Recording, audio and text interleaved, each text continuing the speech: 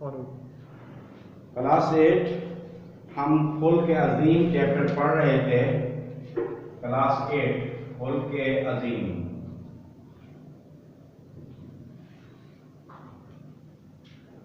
Page number 25 ہم نے 24 تک پڑھ لیا تھا. اسلام کا اخلاقی نظام تقوی کی بنیاد پر قائم ہے.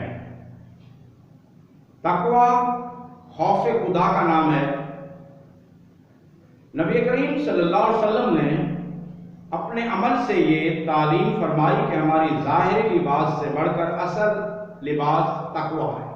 قال نبی صلی اللہ علیہ وسلم الناس باللباس.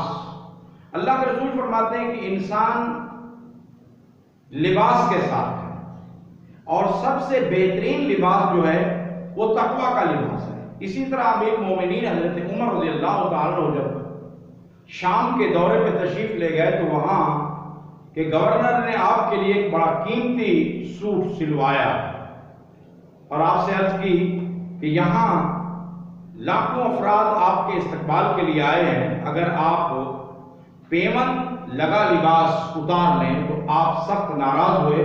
آپ نے فرمایا یہ جو تقوی کا لباس میں نے پہنا ہوا ہے اس کو کیوں اتروا رہے ہو؟ اللہ کو یہی پسند ہے جس پہ چمڑے کے پیمن لگے ہوئے.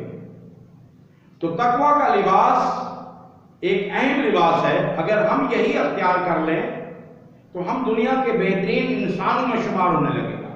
متقی لوگ ہی تو اللہ کے پسندیدہ بندے ہیں. طہارت ظاہری ہو یا باطنی ہو, جب انسان طہارت حاصل کر لیتا ہے تو پھر اس کا مقام بلند ہو جاتا ہے. نبی کریم صلی اللہ علیہ وسلم کے اوپر جو دوسری وحی نازل ہوئی تو وہ طہارت کی تھی.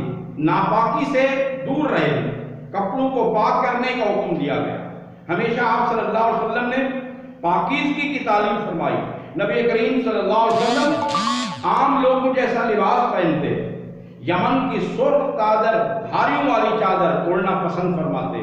آپ نے سیاہ, سرخ, سبز, زعفرانی ہر رنگ کے کپڑے پہنے لیکن سفید کو سب سے زیادہ پسند فرمایا. نبی کریم صلی اللہ علیہ وسلم کی زندگی میں آپ خوشبو کو بہت پسند فرماتے, اور خوشبو ایک ایسی چیز ہے کیونکہ انسان جب خوشبو لگاتا ہے جس کو عطر کہتے ہیں تو صاف, اس کا لباس صاف ہو, اس کے کپڑوں پہ عطر لگا ہو تو پھر اللہ ہمارا پاک ہے اور پاکوں کو پسند کرتا ہے. پھر فرشتے بھی آپ کے ساتھ رہنا پسند کریں گے. اگر کوئی میلے کپڑے پہنتا ہے تو یہ ناپسندیدہ ہے. پھر آپ نے فرمایا کہ توکل, اللہ کی اوپر بھروسہ کرنا, نتائج کو اللہ پہ چھوڑنا. آپ نے اپنی کوشش کرنی ہے, نتائج اللہ پہ چھوڑ دیں. نبی کریم صلی اللہ علیہ وسلم کی پوری حیات طیبہ توکل کی, بھروسے کی عملی صورت تھی. کفار نے اپنی طرف سے ہر قسم کی مشکلات سے نبی کریم صلی اللہ علیہ وسلم کو دوچار کیا, مگر آپ کبھی مایوس نہیں ہوئے. نبی کریم صلی اللہ علیہ وسلم کو کامل یقین تھا کہ اللہ مجھے کبھی تنہا نہیں چھوڑے گا. اسی طرح نبی کریم صلی اللہ علیہ وسلم نے اپنی پوری زندگی کے اندر اللہ تعالیٰ کی ذات کے اوپر ہمیشہ بھروسہ کیا.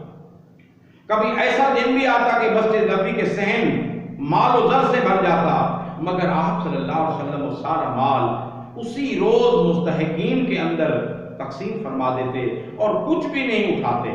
پھر کئی کئی دن تک آپ کے گھر میں فاقے سے گزرتے. تاریخ اقوام عالم میں اف و در گزر کی مثال نبی کریم صلی اللہ علیہ وسلم نے قائم کی, اس کی نظیر کہیں نہیں ملتی. فتح مکہ کے بعد وہ تمام لوگ جو آپ کے اوپر ظلم و ستم کرتے رہے, آپ کو تکالیف دیتے رہے, صحابہ کرام کو تکالیف دیتے رہے, آپ کی جان کے دشمن بنے رہے, اور آپ نے طاقت اور اختیار کے باوجود بھی وہ آپ کے سامنے سر ندامت سے جھکائے کھڑے تھے, مگر آپ صلی اللہ علیہ وسلم نے سب کو معاف فرما دیا. اس سے پہلے بھی صحابہ کرام ایسے مشرکین کو گرفتار کر کے نبی کریم صلی اللہ علیہ وسلم کی خدمت میں پیش کر چکے تھے جو قتل کی نیت سے آئے, لیکن آپ صلی اللہ علیہ وسلم نے ان لوگوں سے بھی سختی نہ فرمائی, انہیں معاف کر دیا. نبی کریم صلی اللہ علیہ وسلم کا حسن سلوک, اخلاق عظیمہ کو دیکھ کر تو لوگ مسلمان ہوئے.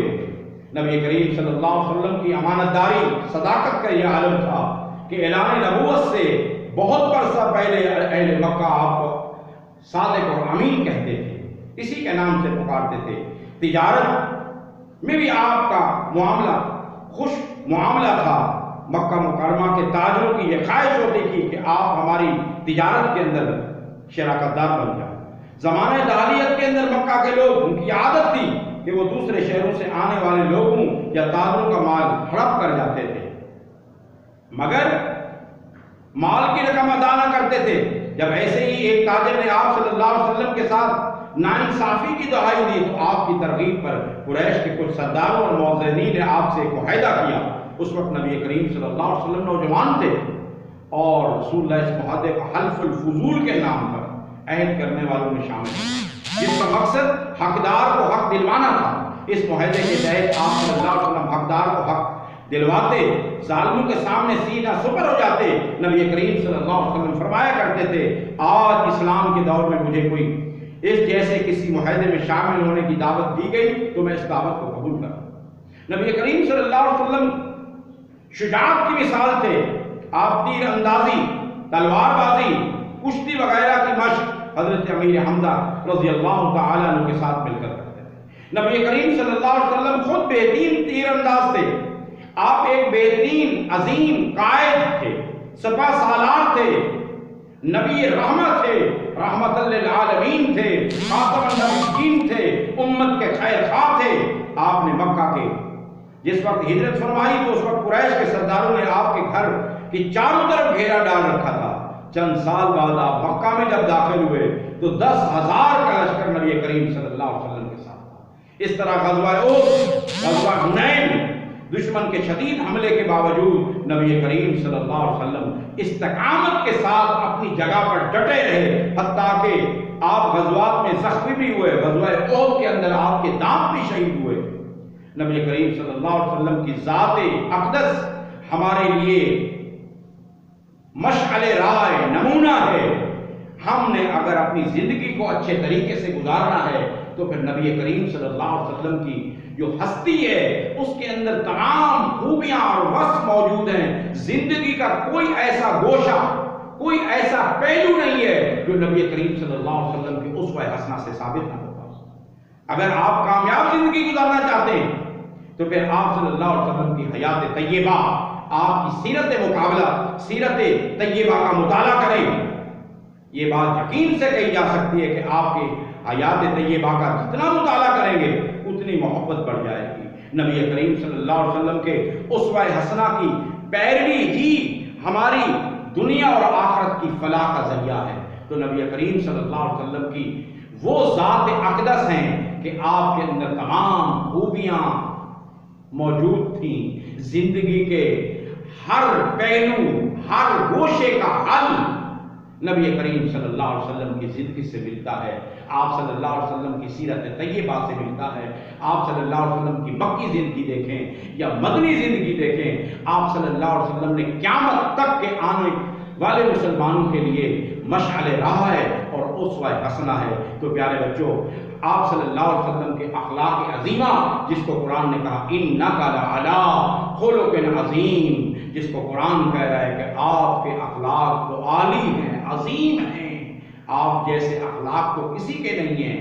آپ صلی اللہ علیہ وسلم کی زندگی ہمارے لیے نمونہ ہے۔ اگر ہم چاہتے ہیں دین اور دنیا کی فلاح حاصل کرنا تو آپ صلی اللہ علیہ وسلم کے اخلاق عظیمہ پر، آپ کے اسوہ حسنہ پر، آپ کی سیرت طیبہ پر عمل کر کے ہم دین اور دنیا کی زندگی کامیاب بنا سکتے ہیں۔ تو پیارے بچوں، کلاس 8 یہ ہمارا خلق عظیم کا چیپٹر مکمل ہو گیا اور انشاءاللہ ہم اگلے پیریڈ آنے والے میں آپ کو اس کے سوال و جواب کرائیں۔